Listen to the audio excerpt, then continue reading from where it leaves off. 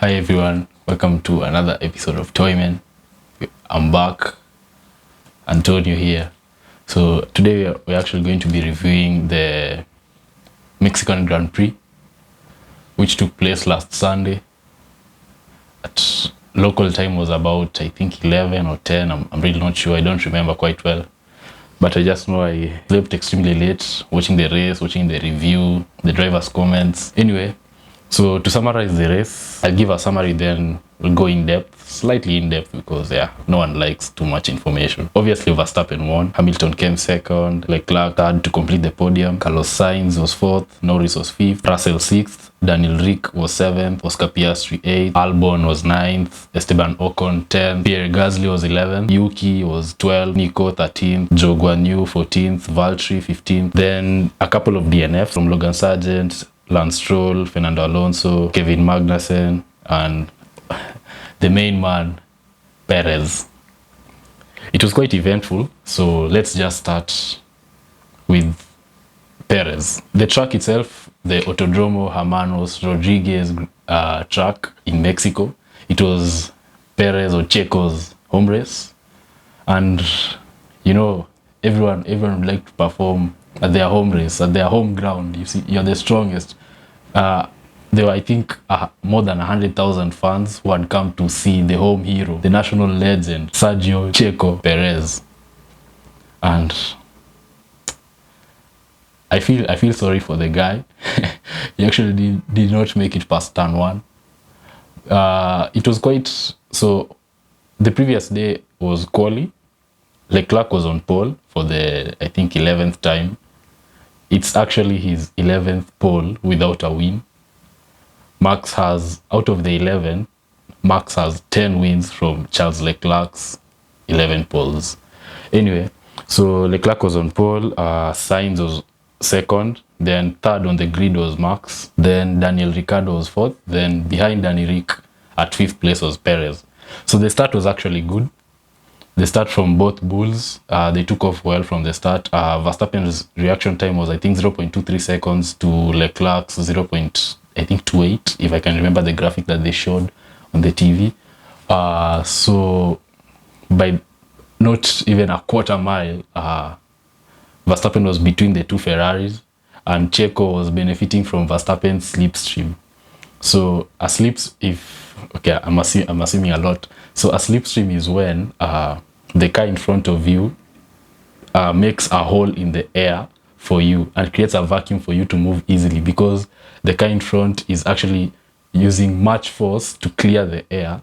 So if you follow the car in front closely, you're benefiting from not using any energy to make a hole inside the air. So you're actually floating through. So you'll be quicker. So Perez was behind, benefiting from the slipstream of the Red Bull, then into Leclerc's. So by the time they reached the first corner, I think Checo was in his head.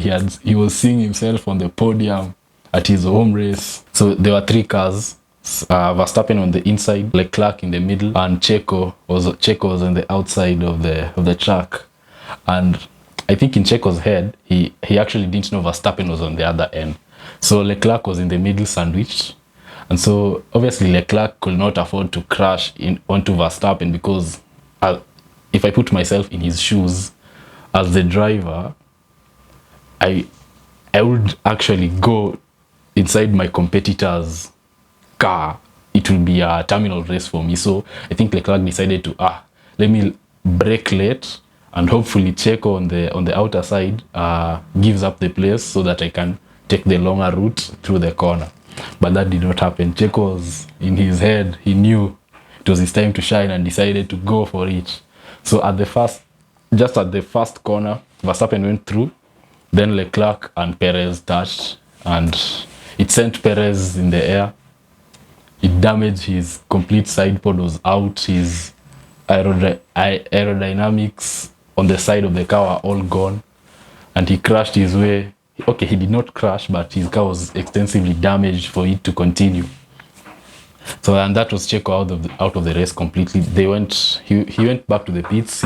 His engineers tried to salvage the car, but in the end, there was nothing they could do, so they just decided to retire him out of the race. It was very sad. Sad for Checo, sad for his fans. I was also very sad because I expected him to be on the podium for his home race, and yeah, that was it. Okay, the race continued. Verstappen was in front. Leclerc had some front wing damage.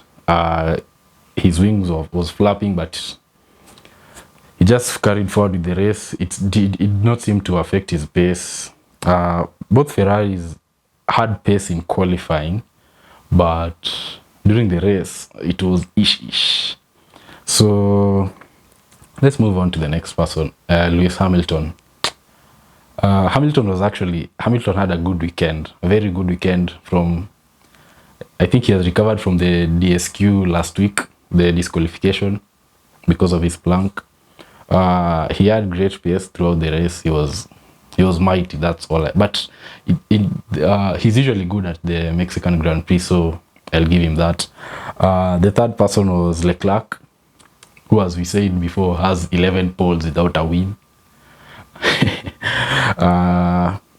With his wing damage, Leclerc ran a kind of silent race. Then we had Carlos Sainz. Then the man who, my driver of the day personally, Lando Norris. Lando Norris, to me, had the greatest race that I've watched him this season. I could say that for me. He started, where did Lando start? Was Lando even in the top 10 for quali? Let me check. I highly doubt. Let's see. Quali. Qualifying results. Lando actually started. Lando started. I think, was it P17 or P19? Oh, he started P17 from the grid and actually finished the race at P5.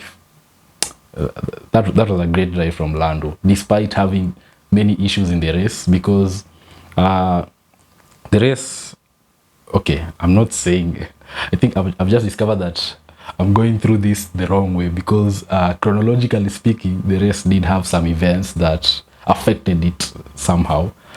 So I think so let me try and do this chronologically, if I can remember well.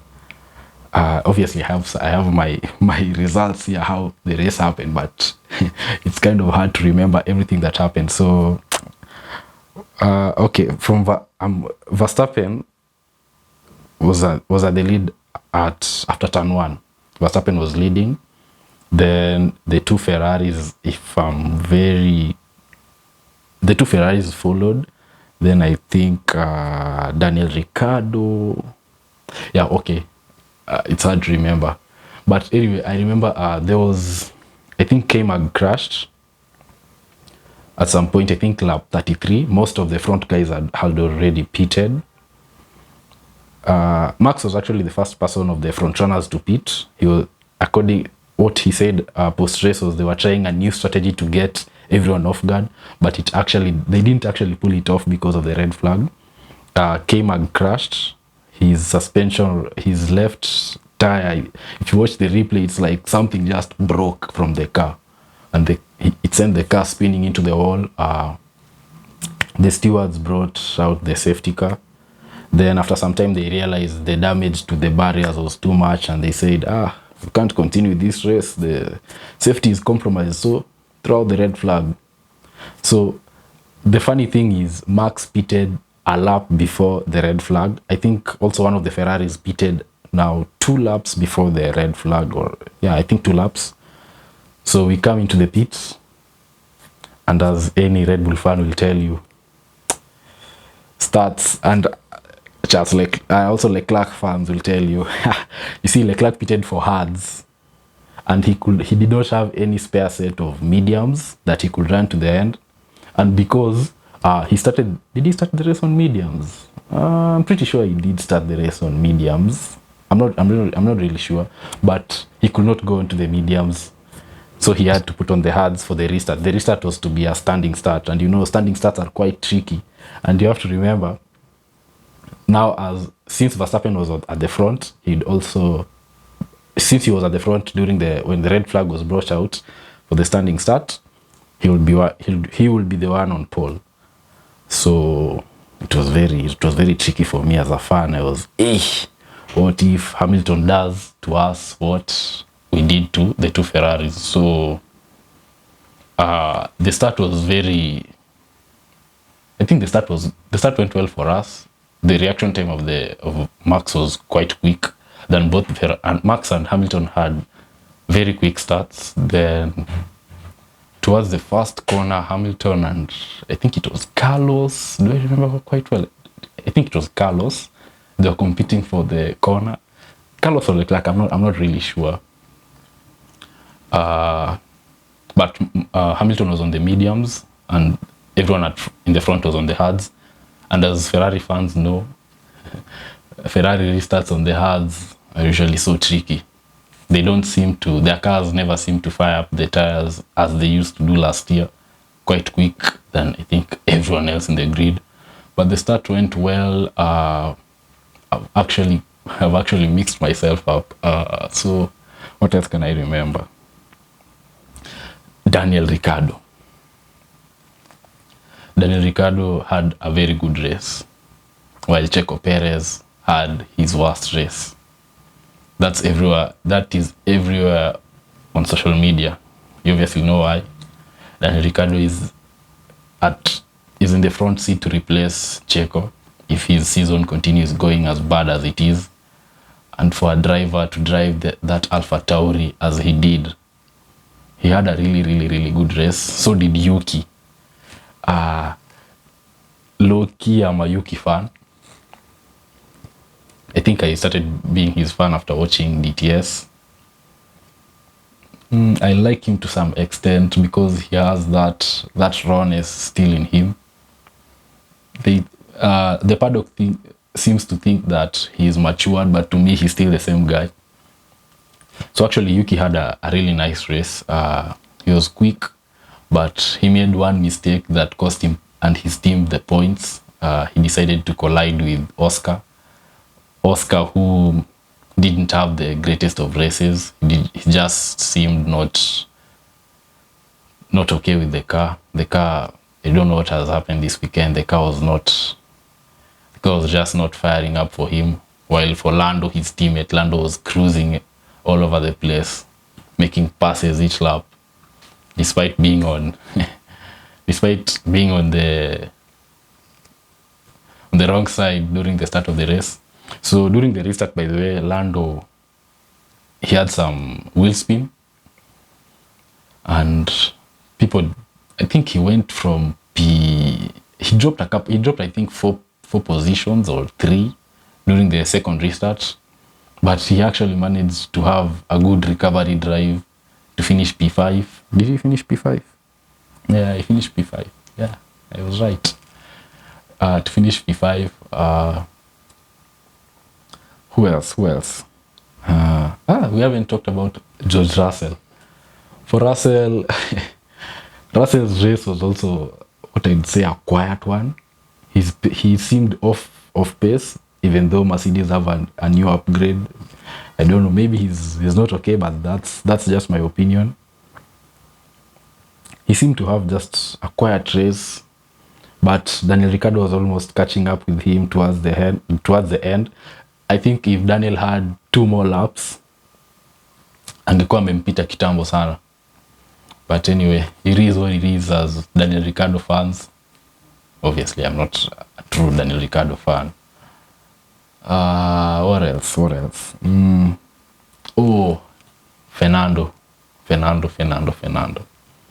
I think last weekend was just not Fernando's great weekend that we are used to. His gari yake ilikataa, man. That's all I can say. He even had to retire the car. The team said something about an issue, but I'm pretty sure Fernando was just too bored to continue with the race. It was just not the normal weekend we are used to with Fernando. It was just, he's just not up to speed with the car. Nothing is going right for him. But I think through FP1, FP2, FP3, he was there, but he was just remained there. Anyway, I think that's it for me with how I took the race. What else? Let me see the results. Maybe I'll remember something. Nah, nothing more. It was actually a good race to watch as a Max fan. 4 seconds ahead of second place Lewis Hamilton. Leclerc third. We'll take it. So we move on to next week. We are in Brazil. I've forgotten the name of the track. What's the name of the track? I usually know I'll have to check that. Brazilian track. It's called oh shit. We're in Sao Paulo. I remembered Sao Paulo, but I don't know the name of the track. Autodromo Jose Carlos. Yeah, that's the name. I only remember Autodrome. But that's it from me today. We meet in the Brazilian GP preview.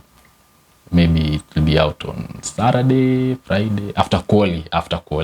Yeah. But remember, this week, this is a sprint weekend. So quali will be on Friday, if I'm not wrong. Yeah, quali will be on Friday. So till next time, salute.